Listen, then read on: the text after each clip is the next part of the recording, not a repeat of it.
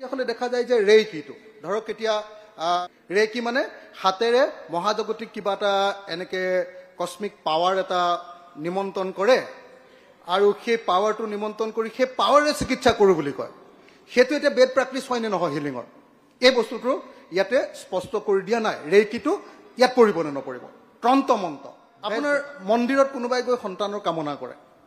বেমাৰৰ বাবে পূজা অৰ্চনা কৰে দেৱ দেৱীক পূজা অৰ্চনা কৰে আৰু তাৰ কাৰণে তাৰ বিনিময়ত কোনোবাই ধন লয় গহৰত্ন পিনে আমাৰ এজন মন্ত্ৰীৰ হাতত যিমানটা আঙুলি আছে তাতকৈ বেছিকৈ আঙুঠি আছে তো কোনোবা আমি বিজ্ঞান আৰু প্ৰযুক্তিবিদ্যা মন্ত্ৰীৰ হাতত যদি দেখো 5টা আঙুলি মানে 10টা মানে আঙুঠি আমাৰ মুখ্যমন্ত্ৰীৰ হাততো চাগে তেনেকে ধৰণে আছে আমাৰ নাই বাৰু ছাৰ আমাৰ গাঁৱত পানী জোৰা এটা কৰে এইটো মানে সোমাব নে নাই তাবিজ দিয়া এইটো সোমাব নে নাই ফু মাৰি দিয়ে যে আমাৰ বদৰুদ্দিন আজমল চাহাবে যিটো ফু মাৰি দিয়ে গোমূত্ৰ খাবলৈ কয় গোমূত্ৰ গৰুমূত খোৱাটো এতিয়া কিহত তেনেকুৱা বহুত আছে আপোনাৰ ৰত্ন পিন্ধি উত্তৰত পাই যাব ৰত্ন পিন্ধি ছাৰ লিভাৰ ভাল হ'ব নে নহ'ব ঠিক আছে থেংক ইউ এনেকুৱা ধৰণৰ যে চিকিৎসাবিলাক কৰে ছাৰ এইবিলাক সোমাব নে নোসোমাব থেংক ইউ উত্তৰ দিব ছাৰ যিখন চৰকাৰ আটাইতকৈ বিশ্বাসী সেইটোত যাব নালাগে আপোনাৰ বিলন্তবাদী চৰকাৰ যিখন চৰকাৰে গোটেই দেশৰ মানুহক একেবাৰে পুৰণি দিনলৈ লৈ যাব খুজিছে জবাব দি আছে ৰিপ্লাই দি আছে সেইখন চৰকাৰে ছাৰ নামত দেখুৱাবৰ কাৰণে আপুনি হৈছে আপুনি বহক প্লিজ আজমল ডাঙৰীয়াই যেতিয়া পানীটো ইলেকশ্যন মিটিঙত খাই দিয়ে তাত চিনচিষ্টাৰ মটিভ থাকে চ' আমি সেইটোহে বেন কৰিব খুজিছো কথাটো বুজি পালে নে অধ্যক্ষ ডাঙৰীয়া আমাৰ মুখ্যমন্ত্ৰী মহোদয়ৰ হাতত বহুত ৰঙা সেইবোৰ কথা আনিব নালাগে বহুত ৰঙা চিন আৰু আপুনি এতিয়া মুভ কৰিব না উইডল কৰিব ৰত্ন দেখে সেইটো কৰিব নে নপৰিব অধ্যক্ষ ডাঙৰীয়া প্লিজ সেইটো কৰিব নে নপৰিব অধ্যক্ষ মহোদয় ৰঙা চিন যে বহুত যে আছে আমাৰ নাই আমাৰ ফ্ৰী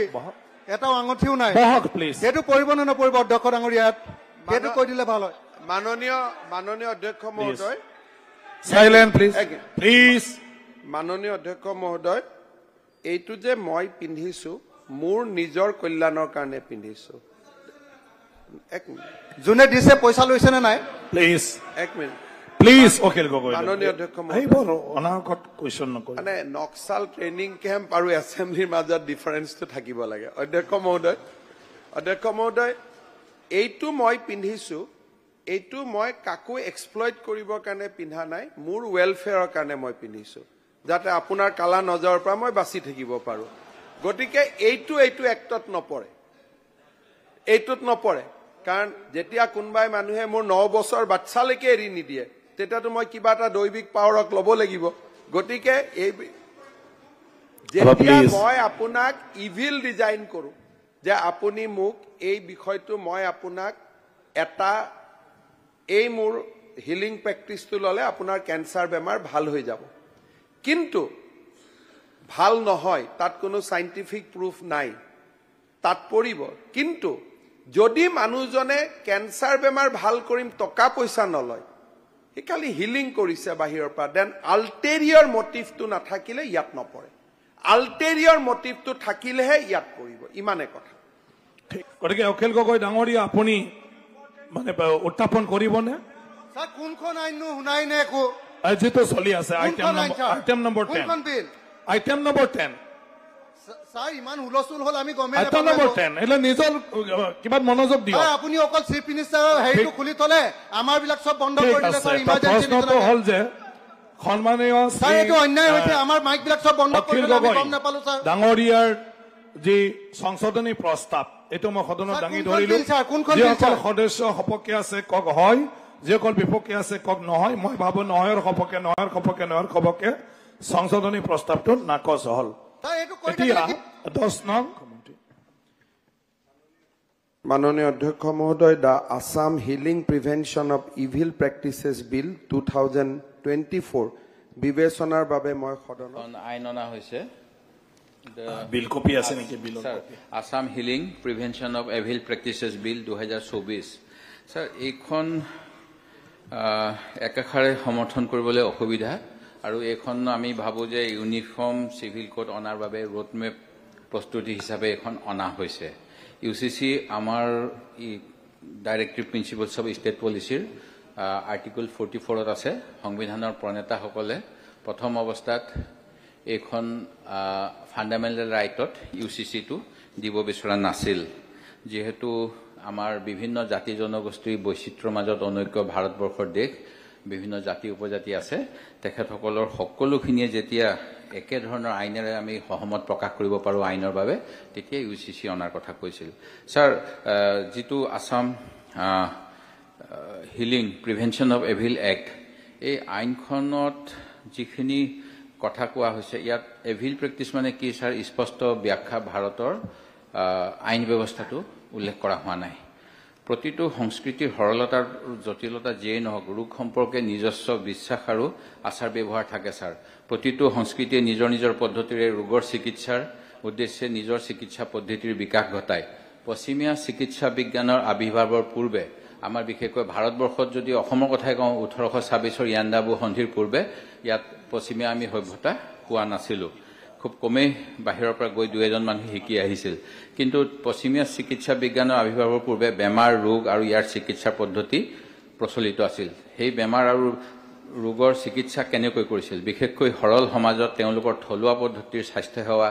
পৰম্পৰাগত ঔষধ যাদুকৰী ধৰ্মীয় নিৰাময়ৰ জৰিয়তে ইয়াক কৰা হৈছিল আৰু এতিয়াও চলি থাকে উত্তৰ পূব ভাৰতৰ বিভিন্ন জাতিগোষ্ঠী বিভিন্ন জনগোষ্ঠী আৰু বৈচিত্ৰ্যৰ চহকী অঞ্চল তেওঁলোকৰ নিজস্ব পৰম্পৰাগত সাংস্কৃতিক পদ্ধতি আৰু স্বাস্থ্যসেৱাৰ ব্যৱস্থা থলুৱা জ্ঞান আছে কাৰ্বিসকলৰ কাৰ্বি আংলঙৰ প্ৰাথমিক বসতি প্ৰধান অঞ্চল কাৰ্বি আংলং ইয়াতে চে কাৰকুলিৰ দৰে আচাৰ অনুষ্ঠানৰ জৰিয়তে ভুৰ কামাথা লগতে কাফেৰেম নামৰ জনাজাত জব কলাৰ দ্বাৰা বিভিন্ন ৰোগৰ উপশমৰ কৰা হয় কাফেৰেম হৈছে সেই প্ৰক্ৰিয়া য'ত তেওঁলোকে গেষ্ট্ৰাইটিছ সংক্ৰমণ হাড় ভগা আদি ৰোগ ভাল কৰে আৰু লগতে জব কৰি কুৎসিত প্ৰভাৱ দূৰ কৰে ই এক মৌখিক পৰম্পৰা যিটো প্ৰজন্মৰ পিছত প্ৰজন্ম ধৰি আগবঢ়াই নিয়া হৈছে বিমূৰ্ত পৰম্পৰাগত জ্ঞানে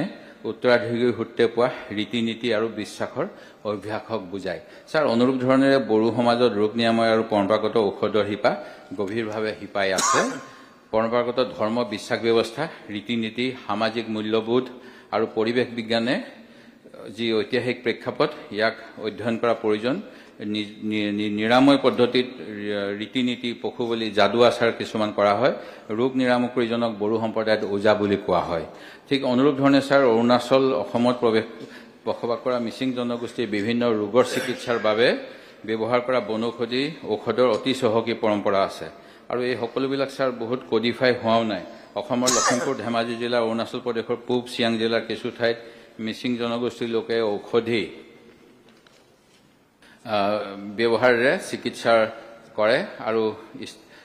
এই ক্ষেত্ৰত বিভিন্ন ঔষধ আৰু লগতে অন্যান্য নতুন সামগ্ৰী উৎস কৰি তেওঁলোকে নিৰাময় কৰি থাকে অসমত 600 বছৰ ৰাজত শাসন কৰা আহোমসকলৰ নিজা উপাসনা ধৰ্মীয় পৰম্পৰা বিশ্বাস ৰীতি নীতি আছে যিসমূহ অসমৰ অন্য লোকসকলৰ সৈতে একে নহয় অৱশ্যে ৰাজ্যৰ প্ৰজাৰ আস্থা আদায়ৰ বাবে স্থানীয় ৰাইজৰ বহু ধৰ্মীয় বিশ্বাস ৰীতি নীতি আহোমসকলে গ্ৰহণ কৰিছিল আহোমসকলে কৃষিভিত্তিক অথবা ঋতুকালীন বহু উৎসৱ পালন কৰে পৈ চানকিয়েন অথবা বহাগ বিহু মাই কু চুংফাই বা মাঘ বিহু শিৱশংকা বা কাতি বিহু আৰু এইবিলাকত পূৰ্বপুৰুষ যাক দাম বুলি কোৱা হয় তেখেতসকলৰ ওচৰত নৈবেদ্য আগবঢ়োৱা হয় নখোৱা অথবা কিনৌ মেউন আঘোণ মাহত পূৰ্বপুৰুষসকলৰ ন চাউল শাক পাচলি নৈবেদ্য আগবঢ়াই সকলোৰে কুশল কামনা কৰা হয় ছাৰ কোনো দুখ অপায় মংগল নহবলৈ সেৱা জনোৱা হয় তাই আহোমৰ বিবাহ তেনেকৈ চকলং পদ্ধতিৰে হয় য'ত তাই মন্ত্ৰ উচ্চাৰণ হয় ছাৰ আমাৰ ভাৰতীয় সভ্যতা হাজাৰ হাজাৰ বছৰ পুৰণি ইয়াৰ বিভিন্ন লোকাচাৰ আছে যিসকলে আমাৰ চাওতাল তেখেতসকলে বাহা পৰৱ পালন কৰে বাহা মানে ফুল চাওতানসকলে ছাৰ ফাগুন আঘোণ মাহত সূৰ্য প্ৰকৃতিক পূজা কৰে পৃথিৱীৰ সকলো জীৱ জন্তু গছ গছনি নদ নদীৰ সৃষ্টিকৰ্তা ঠাকুৰজীয় আৰু দ্বিতীয়জন দেৱতা হ'ল ছাৰ মাৰাংবুৰু অৰ্থাৎ ওখ পাহাৰ আৰু কিছুদিন পূৰ্বে উৰিষ্যাৰ নিয়মগিৰিৰ পাহাৰত যেতিয়া বেদান্তই খনন কৰিব গৈছিল তেনেকৈ তাৰ জনগোষ্ঠীসকলে ইয়াৰ প্ৰতিবাদ কৰিছিল সেই কথা ছাৰ আমি উল্লেখ কৰিব পাৰোঁ চাহ বাগিচাৰ লোকসকলৰ যিবিলাক প্ৰকৃতিক পূজা বেদাচাৰ লোকাচাৰ পৰম পূজা গ্ৰাম পূজা ইত্যাদি বিভিন্নখিনি আছে আমাৰ ছাৰ আৰ্যসকলৰ বেদৰ মন্ত্ৰৰ উপৰিও অনাৰ্য দেৱী দেৱীৰ পূজাও ভাৰতবৰ্ষত প্ৰচলিত জ্যোতিষ আৰু বহু পদ্ধতি ভাৰতীয় হিন্দু পৰম্পৰা ঋগ্বেদ যজুৰ্বেদত জ্যোতিষৰ উল্লেখ আছে ছাৰ তন্ত্ৰ মন্ত্ৰ অথৰ্ববেদ যজুৰ্বেদত উল্লেখ আছে শিৱ ভগৱান তন্ত্ৰৰ অধিপতি ছাৰ 2004 চনত সুপ্ৰিম কোৰ্টত এটা গোচৰ হৈছিল ছাৰ। এই গোচৰত জ্যোতিষ বিদ্যা বিজ্ঞানসন্মত বুলি এষ্ট্ৰলজি যে ছায়েন্স বুলি ৰায় দিয়া হৈছে ছাৰ। আৰু জ্যোতিষক বিজ্ঞান ঘোষণা কৰাৰ পিছত ইউজিচিক গ্ৰাণ্ট কমিশ্যনক নিৰ্দেশ দিয়া হৈছিল বিশ্ববিদ্যালয়সমূহত যাতে জ্যোতিষ চৰ্চা কৰিব পৰা যায় আৰু জ্যোতিষৰ আনুষংগিক অন্যান্য বিদ্যাসমূহ যাতে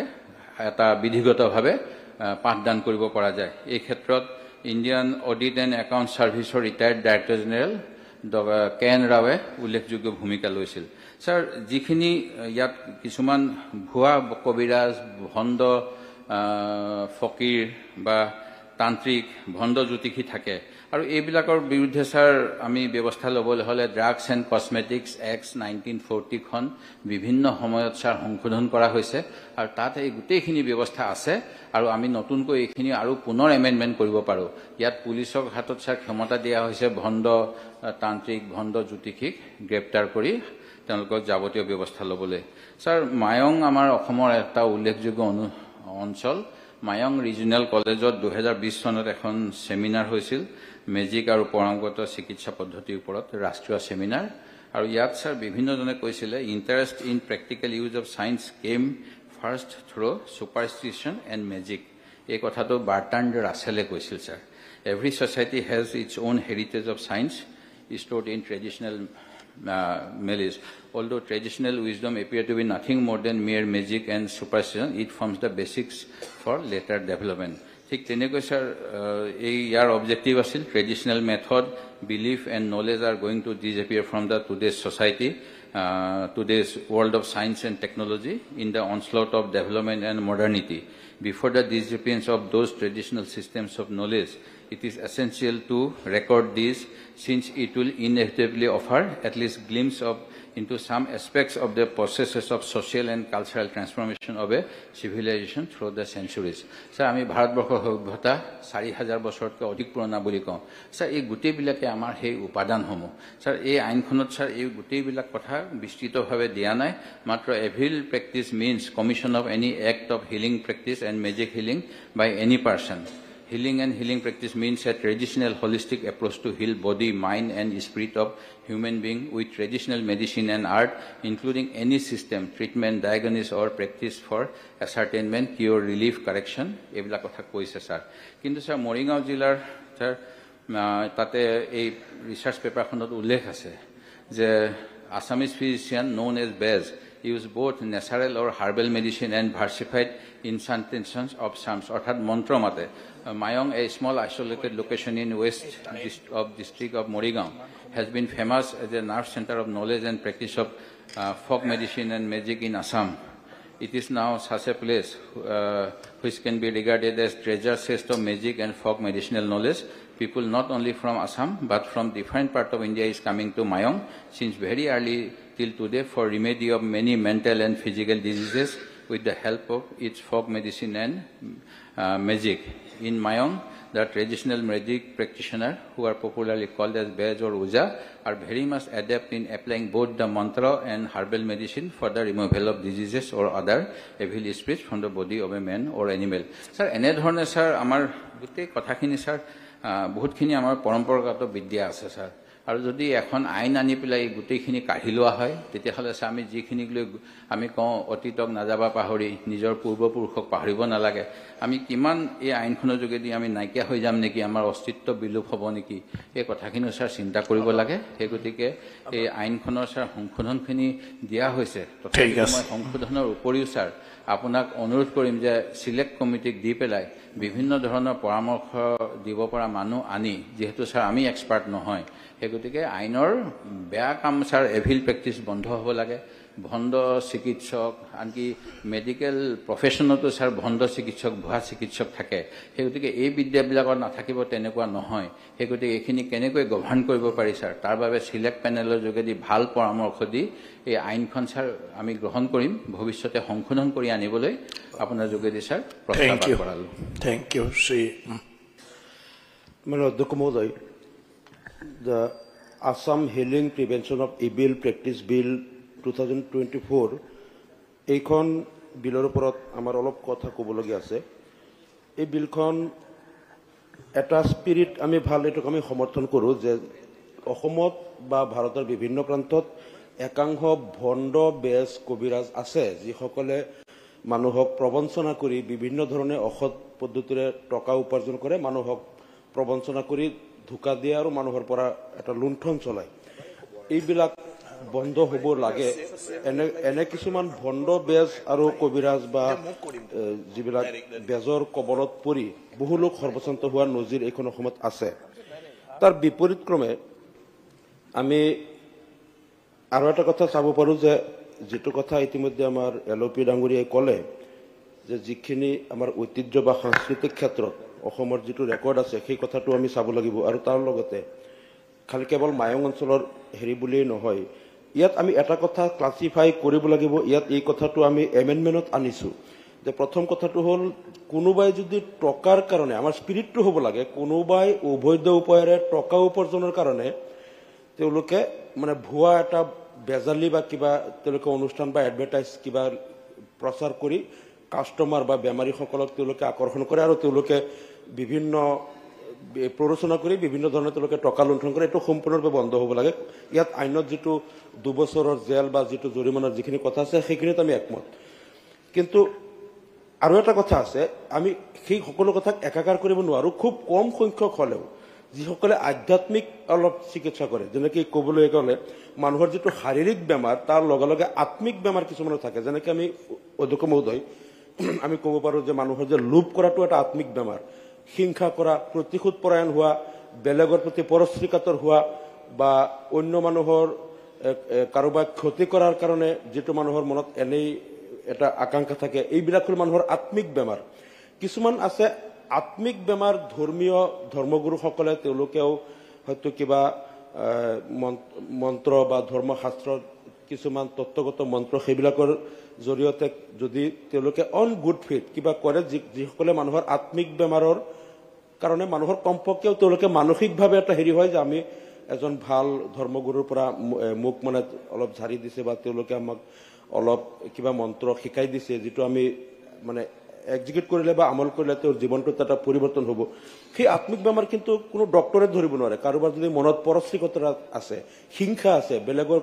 প্ৰতি মানে প্ৰতিশোধ পৰায়ণ বা লোভ বা মানুহক ক্ষতি কৰাৰ যিটো আকাংক্ষা, এইবিলাকতো কোনো মেডিচিনৰ দ্বাৰা কিয় নহয়। গতিকে অন গুড ফেইথ ক'ৰবাত যদি কোনো ধৰ্মগুৰুৱে তেওঁলোকক আত্মিকভাৱে সংস্কাৰ কৰিবলৈ তেওঁলোকৰ যদি কিবা নীতি নিয়ম পদ্ধতি আছে যে তেওঁৰ অন্তৰাত্মাটো পবিত্ৰ হ'ব আৰু যাৰ দ্বাৰা আৰু তেওঁৰ কোনো টকা পইচাৰ কাৰণে নহয় বা কোনো বেজালি ভণ্ডামি বা এডভাৰটাইজ কৰি সেইটোৰ কাৰণে নহয়। আমি ভাবোঁ সেই বস্তুটো আৰু এইটো একাকাৰ কৰাটো অন্তৰাত্মাৰ শান্তিৰ কাৰণে তেওঁক যদি কিবা ধৰ্মীয় মন্ত্ৰ বা কিবা দি হেৰি কৰে, এইটোক আমাৰ এই প্ৰিভেনশ্যন অফ হিলিং আউটত এইটো পৰিব নালাগে। বস্তুটো ক্লিয়াৰ হোৱা নাই কাৰণে আমি আনিছোঁ। আৰু এটা কথা হ'ল কোনোবাই যে বান মাৰা বুলি মানে কয়, বান মাৰে বা যাদু কৰি কাৰোবাক ক্ষতি কৰা নাজানো, কিন্তু কোনোবাই যদি এনেকৈ কৰে যে ইয়াক অংগক্ষত কৰিলে বা তাক এনেকৈ মাৰিলে, পৰিয়ালৰ এক মাৰিলে এইটো হেৰি হ'ব বা এইটো যদি কোনোবাই কৰে তাৰ শাস্তি বিধানটো আৰু 7 বছৰলৈকে দিবলৈ আমি এটা এমেণ্ডমেণ্ট আনিছোঁ। 5 পৰা 7 বছৰ কৰিব লাগে, যিটোৱে মানুহক ক্ষতি কৰে বিভিন্ন ধৰণে। গতিকে আমি এই কথাখিনি মই ভাবোঁ চবে পঢ়িছে চাওঁ তেতিয়াহ'লে দেখা যায় যে ৰেইকিটো ধৰক এতিয়া ইয়াত হিলিং বেড প্ৰেক্টিচৰ ভিতৰত ৰেইকিটো পৰিব নে নপৰিব, ইয়াত ডেফিনেশ্যনত কোৱা নাই ৰেইকিটো পৰিব নে নাই। ৰেইকি মানে হাতেৰে মহাজাগতিক কিবা এটা এনেকৈ কস্মিক পাৱাৰ এটা নিমন্ত্ৰণ কৰে আৰু সেই পাৱাৰটো নিমন্ত্ৰণ কৰি সেই পাৱাৰে চিকিৎসা কৰোঁ বুলি কয়। সেইটো এতিয়া বেড প্ৰেক্টিচ হয় নে নহয় হিলিঙৰ, এই বস্তুটো ইয়াতে স্পষ্ট কৰি দিয়া নাই। ৰেইকিটো ইয়াত পৰিব নে নপৰিব। তন্ত্ৰ মন্ত্ৰ, বেজ বেজালি, টকা লৈ প্ৰাৰ্থনা কৰি আপোনাৰ কি কৰে যে বেমাৰৰ পৰা মুক্তি দিয়াৰ আশ্বাস দিয়ে, তন্ত্ৰ মন্ত্ৰ কৰে, সেইটো পৰিব নে নপৰিব। ব্লেক মেজিক যেনেকৈ বান মৰা এনেকুৱা ধৰণৰ যিবিলাক আছে সেই ব্লেক মেজিকবিলাক পৰিব নে নপৰিব। ইয়াত মানে ডেফিনেশ্যনত অধ্যক্ষ ডাঙৰীয়া এই কথাবিলাক নকলে। আপোনাৰ মন্দিৰত কোনোবাই গৈ সন্তানৰ কামনা কৰে, বেমাৰৰ বাবে পূজা অৰ্চনা কৰে, দেৱ দেৱীক পূজা অৰ্চনা কৰে আৰু তাৰ কাৰণে তাৰ বিনিময়ত কোনোবাই ধন লয়, গহৰত্ন পিন্ধে। আমাৰ এজন মন্ত্ৰীৰ হাতত যিমানটা আঙুলি আছে তাতকৈ বেছিকৈ আঙুঠি আছে। তো কোনোবা আমি বিজ্ঞান আৰু প্ৰযুক্তিবিদ্যা মন্ত্ৰীৰ হাতত যদি দেখো 5টা আঙুলি মানে 10টা মানে আঙুঠি। আমাৰ মুখ্যমন্ত্ৰীৰ হাততো চাগে তেনেকৈ ধৰণে আছে, আমাৰ নাই বাৰু ছাৰ। এতিয়া তাৰপিছত পানী জৰা এইটো কি হ'ব স্যাৰ আমাৰ গাঁৱত পানী জৰা এটা কৰে এইটো মানে সোমাব নে নাই তাবিজ দিয়া এইটো সোমাব নে নাই ফু মাৰি দিয়ে যে আমাৰ বদৰুদ্দিন আজমল সাহেবে যিটো ফু মাৰি দিয়ে সেইটো কৰিব নে নাই জ্যোতিষটো যি সময়ত বিজেপি চৰকাৰে পাঠ্যপুথিলৈ আনিছে স্যাৰ সবকে বহুত সময় ক'ব দিছে মোক 2 মিনিট দিয়ক আৰু নাই আপুনি ক'লে না কথাটো মই কথাকেইটা শেষ কৰি লওঁ স্যাৰ সব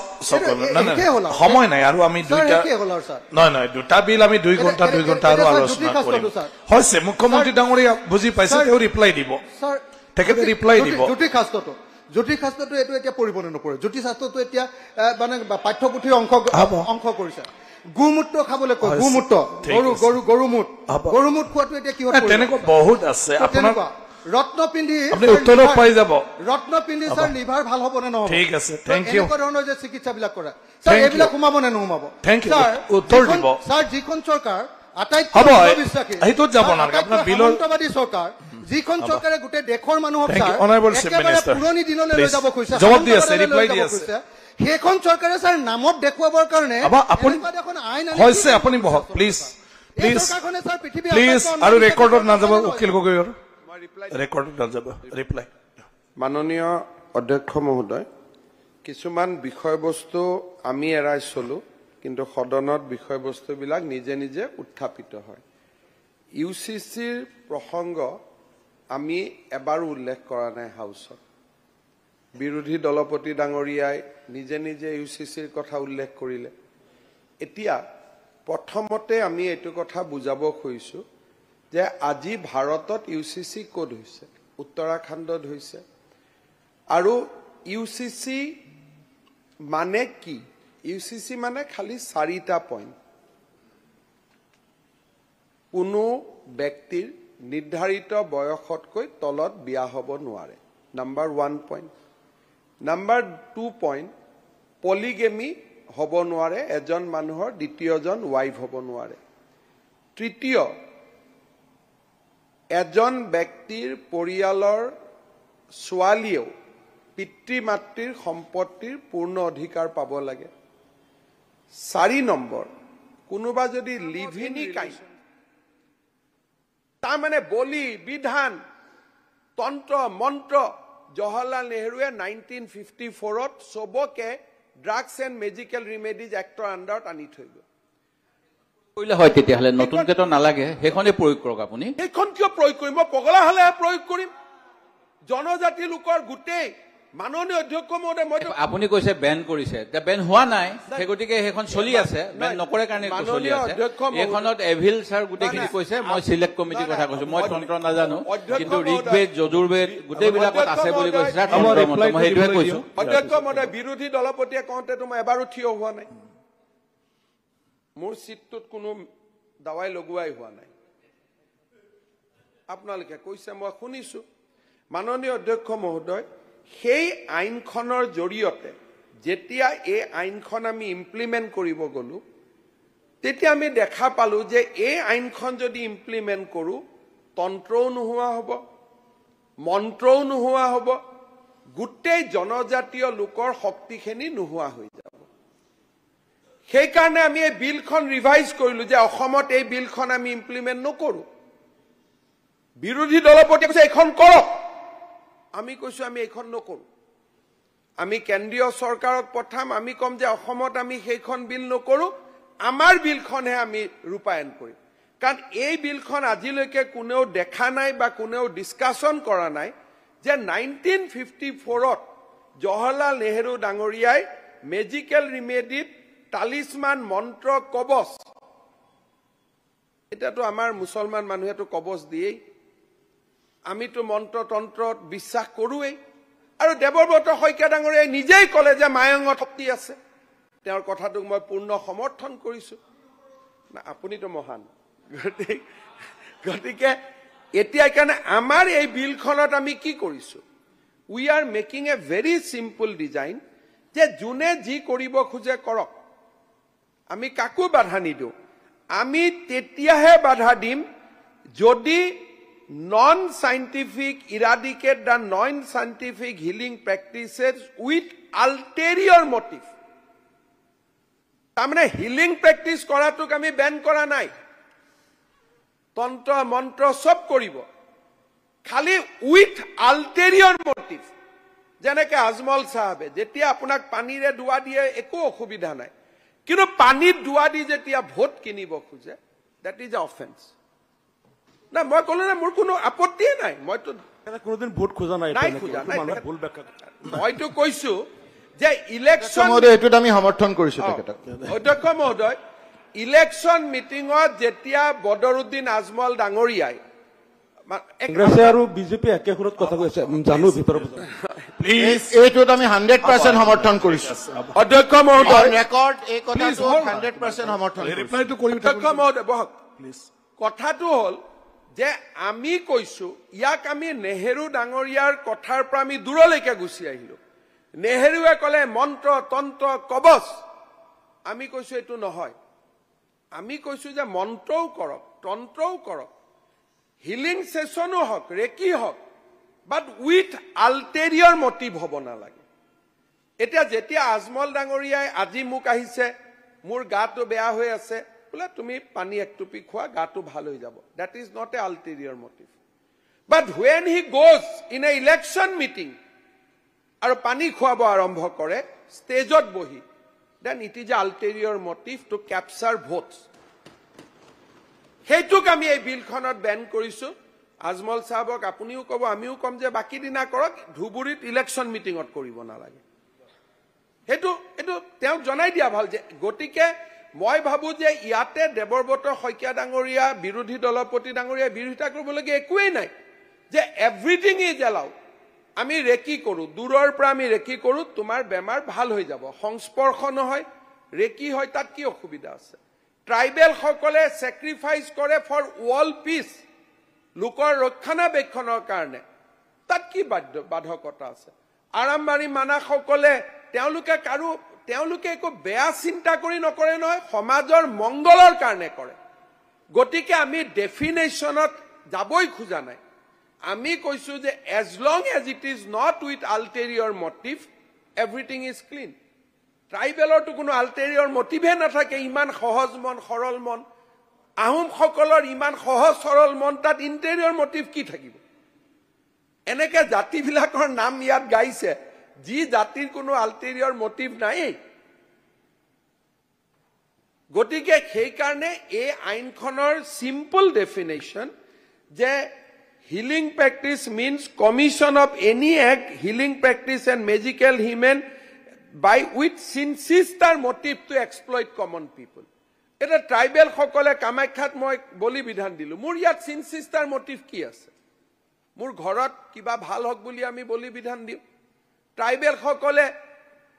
তেওঁলোকৰ পৰম্পৰাৰে পূজা পালন কৰে, তাতো কোনো sinister motive নাথাকে। গতিকে anything is allowed unless and unless there is a sinister motive. গতিকে বুজাত ভুল হৈছিলে, ইয়াৰ লগত আমাৰ ইউচিচিৰ কোনো সম্পৰ্ক নাই। আগত অসুবিধা হৈছিলে, থানাৰ এছআই সকলে কি কৰে, কোনোবাই মন্ত্ৰ পাতিলেও কেছ ৰেজিষ্টাৰ কৰিলে, কবচ দিলেও কেছ ৰেজিষ্টাৰ কৰিলে। আমি কৈছো এইটো অসমত হ'ব নোৱাৰে, অসমত মায়ং আছে। মই বিৰোধী দলপতিৰ কথাখিনিকে সমৰ্থন কৰিছো। অসমত মায়ং আছে, জ্যোতিষাস্ত্ৰৰ এটা উজ্জ্বল পৰম্পৰা আছে, অসমত আমাৰ ট্ৰেডিশ্যনেল হিলিঙৰ এটা পৰম্পৰা আছে, আৰু সেই পৰম্পৰাবিলাকত বিশ্ব শান্তিক বাদ দি কোনো আল্টেৰিয়ৰ মটিভ নাই। আজি যেতিয়া আমি চাৰ্চত যাওঁ, বহুত বেপ্টিষ্ট চামত ৱাটাৰ স্প্ৰিংকিল কৰে, তাত কোনো বেয়া মটিভ নাই নহয়। It is A with a positive motive, যে আমি ৱাটাৰ স্প্ৰিংকিল কৰিছো যাতে মানুহৰ এটা, ডেপুটি স্পিকাৰ ডাঙৰীয়াই জানিব যে তাত কোনো বেয়া মটিভ নাথাকে নহয়, বিশ্ব শান্তিৰ কাৰণে, ফেমিলিৰ পিছৰ কাৰণে কৰে, তাততো কোনো ক'বলগীয়া নাই। আজি মন্ত্ৰ হৈছে, তন্ত্ৰ হৈছে, যোগী ৰামদেৱ আহিছে, যোগ সাধনা কৰাইছে, আমি নৱগ্ৰহত গৈছো, মোৰ কুস্তিখন দিছো, ভাল বেয়া চাই দিছে, তাত কোনো চিনচিষ্টাৰ মটিভ নাথাকে। কিন্তু আজমল ডাঙৰীয়াই যেতিয়া পানীটো ইলেকশ্যন মিটিঙত খাই দিয়ে, তাত চিনচিষ্টাৰ মটিভ থাকে। চ' আমি সেইটোহে বেন কৰিব খুজিছো। কথাটো বুজি পালে নে? গতিকে এতিয়া আমিনুল চাহাবে যেতিয়া কয় যে নহয় তেওঁৰ মনত নিকা লৈ কৰে, খুব ভাল কথা, আমাকো দিয়ক, কিন্তু not in the election meeting, ইমানে কথা। গতিকে এইবিলাকত বিৰোধিতা কৰা একো নাই আমাৰ খুব ভাল উদ্দেশ্যত বিলখন আনিছো মই ভাবো বিৰোধী দলপতি আৰু সদনে ইয়াক সমৰ্থন কৰিব ধন্যবাদ সমৰ্থন কৰিছো এতিয়া উইথড্ৰল কৰিব অধ্যক্ষ মহোদয় মাননীয় মুখ্যমন্ত্ৰী ডাঙৰীয়া যিখিনি কথা ক'লে আমাৰ পুৰণি ৰীতি নীতি বিশ্বাসক কোনো আঘাত নকৰাকৈ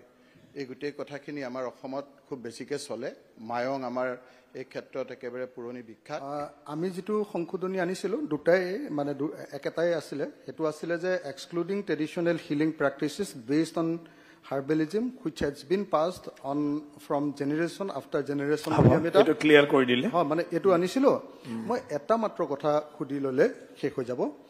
অধ্যক্ষ ডাঙৰীয়া আমাৰ মুখ্যমন্ত্ৰী মহোদয়ৰ হাতত বহুত ৰঙা সেইবোৰ কথা আনিব নালাগে বহুত ৰঙা চিন আৰু আপুনি এতিয়া মুভ কৰিব না উইথড্ৰল কৰিব ৰত্ন সেইবোৰ ইয়াত সেইটো কৰিব নে নপৰিব অধ্যক্ষ ডাঙৰীয়া প্লিজ সেইটো কৰিব নে নপৰিব অধ্যক্ষ মহোদয় ৰঙা চিনতে বহুত যে আছে আমাৰ নাই আমাৰ ফ্ৰী এটাও আঙঠিও নাই প্লিজ সেইটো পৰিব নে নপৰিব অধ্যক্ষ ডাঙৰীয়া সেইটো কৈ দিলে ভাল হয় মাননীয় অধ্যক্ষ মহোদয় সাইলেন্ট প্লিজ প্লিজ মাননীয় অধ্যক্ষ মহোদয় এইটো যে মই পিন্ধিছো মোৰ নিজৰ কল্যাণৰ কাৰণে পিন্ধিছো এক মিনিট যোনে দিছে পইচা লৈছে নে নাই প্লিজ এক মিনিট প্লিজ অখিল গগৈ মাননীয় অধ্যক্ষ সেইবোৰ অনাগত কুৱেশ্যন নকৰিব মানে নক্সাল ট্ৰেইনিং কেম্প আৰু এছেম্বলিৰ মাজত ডিফাৰেন্সটো থাকিব লাগে অধ্যক্ষ মহোদয় এইটো মই পিন্ধিছো